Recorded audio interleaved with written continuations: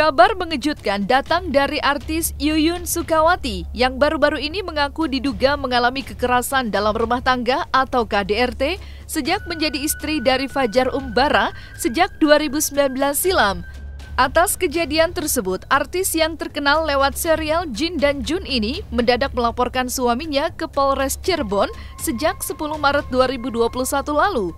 Tidak hanya itu, Yuyun Sukawati juga melaporkan kembali suaminya atas dugaan penganiayaan terhadap anaknya ke Polsek Pondok Aren, Jakarta 23 Maret lalu.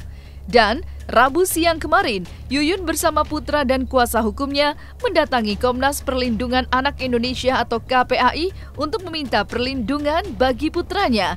Dan di depan awak media, Yuyun pun menunjukkan bukti berupa foto tentang luka lebam yang dialaminya dan putra sematawayangnya itu.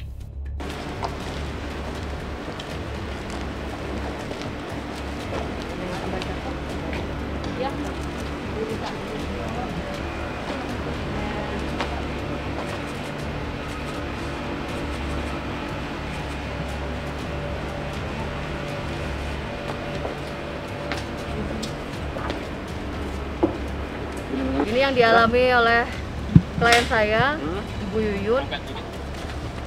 Ini yang dialami oleh klien saya, Ibu Yuyun. Sampai tangannya retak. Ini kejadian 2020. Lebam-lebam di lengan, di kaki, kedua lengan dan kedua kaki. Dikerowok juga. Sampai seperti itu gitu. Miris sekali.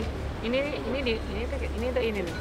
Sampai ini dibawa ke Haji Naim untuk diperbaiki. Tahu karena kok retak. ibu siapa yang suka ngurus? Sampai menyebabkan tangannya juga bergeser, bagian kelingking atas, tangan lengan kanan dan kiri. Itu ditangkis akhirnya jadi kayak gitu. Ditangkis, Tapi jadi gitu. terus di pelipis dan pipi, memar dagunya. Nah ini korban anak atas kekerasan. Itu tangannya geser ya? Iya, tangannya Iya, itu geser. geser. Apa jadi biasa sampai sarafnya tangannya nggak itu. Misal kita lagi ngomong yang ringan gitu ya, misalkan lagi nonton TV terus ngasih pendapat mengenai acara di TV atau apa gitu. Nanti kalau misalkan kita kan namanya orang kan boleh berpendapat ya, istri kan kadang-kadang kalau lagi ngomong sama suami juga pengennya kan kita bisa lepas gitu. Saya kalau ngomong sama dia tuh kayak deg-degan aja, takut saya salah ngomong gitu. Nanti kalau ada sedikit salah ngomong, dia langsung nadanya tinggi, terus dia langsung ngegas gitu. Nanti kalau nggak sesuai sama dia, terus dia lempar apa aja yang ada, lempar bantal kayak atau apa kayak, nanti udah pasti ribut gitu.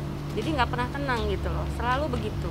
Jadi sebenarnya ini permasalahannya itu bukan orang ketiga gitu ya. Sebenarnya ini berbeda pendapat dalam suatu hal apapun, Apa aja gitu. dipermasalahkan. Sampai jam 2 pagi ngajak berantem sampai Saya diseret juga dari diseret-seret klien sofa. saya.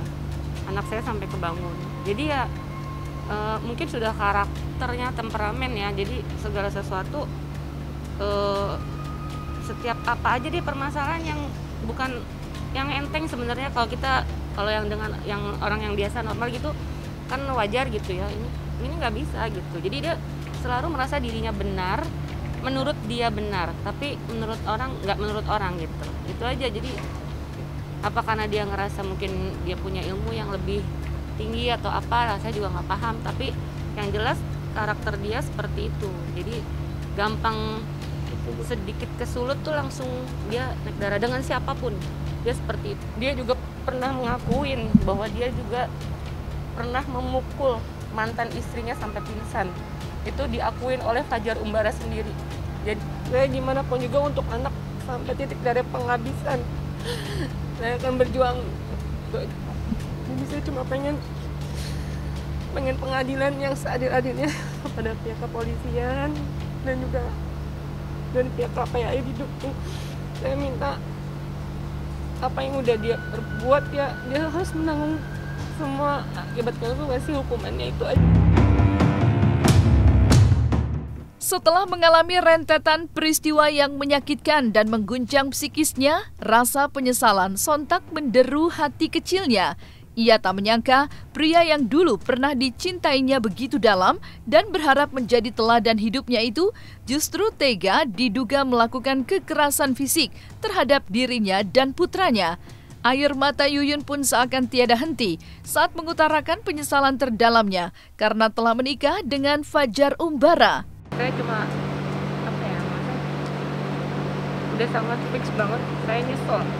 Demi Allah, demi Rasulullah, saya nyesel banget nikah sama Fajar Umbara.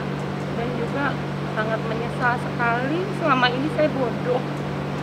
Sampai saya sempat tinggalin ibu saya sama anak saya untuk milih ke Fajar kan. Jadi, dan berulang kali diperlakukan perkataan yang kotor, kasar, terus dengan penganiayaan. Saya selalu maafin dia. Saya hidup dalam kekurangan sama dia, iya saya terima. Tapi ternyata begini, itu aja. Saya cuma untuk apa gitu, saya nggak butuh semua. Untuk apa saya ngorbanin diri saya sampai hancur-hancuran badan saya, psikis saya, apalagi anak saya yang paling saya sangat terpukul. Untuk apa kalau semua ini hanya untuk sensasi atau bohong yang menurut dia seperti itu gitu, nggak ada gunanya gitu. Buat apa saya ngorbanin diri saya gitu. Dan itu saya, dosa saya yang nggak bisa saya tebus sama almarhum ibu saya yang udah meninggal. Itu saya nyeselnya.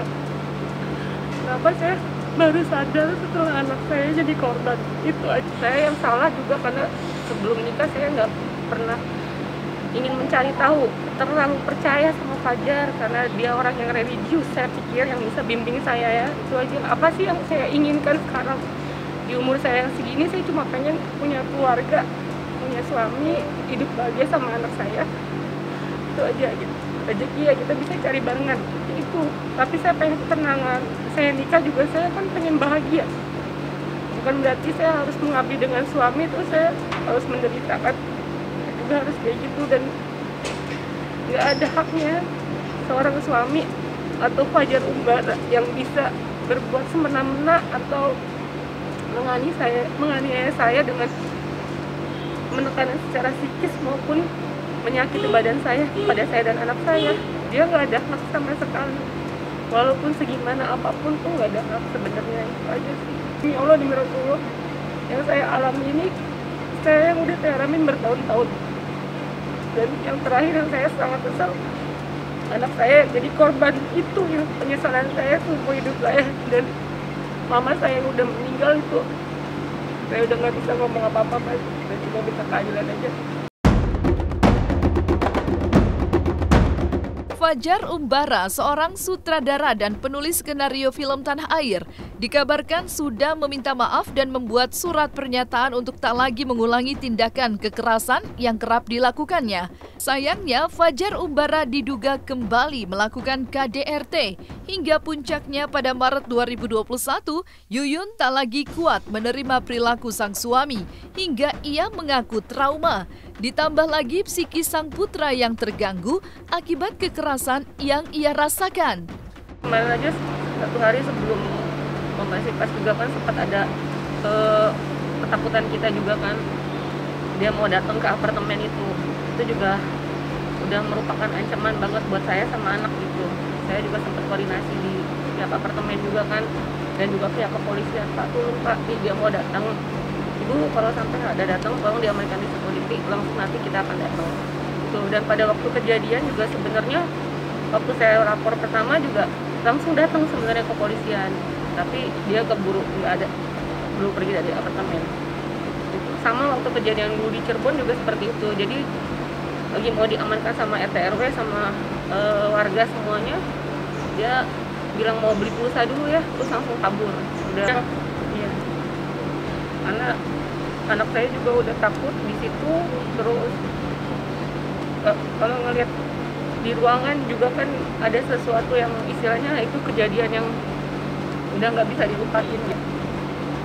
Istilahnya saya udah bener-bener apa ya, anak saya sampai, mah udah selesai, aku harus loncat dari lantai 28. Itu aku ngerasa dosa banget sama anak aku. Maafin mama ya, Dek. sudah sangat tertekan psikisnya. Dia ingin ngebelain ibunya, tapi saat itu ibunya juga nggak bisa melawan gitu loh. Akhirnya putranya ini mengatakan sama mamahnya, apakah saya harus lompat mah ke lantai 28 ini? Bayangkan usia 14 tahun gitu. Ini sangat psikisnya terganggu. Cuma anak saya waktu Fajar kemarin masih di apartemen, masih kita bareng, kadang-kadang dia kalau tidur kan nggak tenang gitu. Jadi kadang-kadang mah pisau tolong diamanin dulu. Agar nggak diamanin supaya takut ya, namanya takut diambil sama ayah sambungnya, kemudian ada tindakan kekerasan yang diulangi lagi. Itu yang ditakutin. Jadi lagi tidur atau gimana kan kita nggak tahu setiap namanya malam, orang nekat.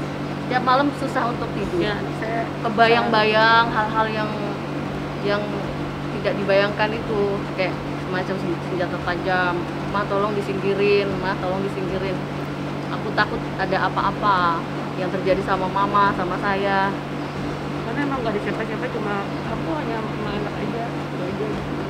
Jadi anak saya udah benar-benar trauma banget. Apalagi Fajar juga nggak mikir gitu, waktu dia udah selesai mukul, bukan dia ngerasa bersalah, tapi dia ngancem dengan kata-kata yang mungkin udah tahu semua lewat media bagaimana bahasanya bapak terhadap anak ini.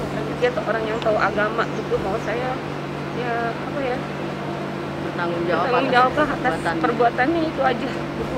Udah cukup gitu, udah cukup dan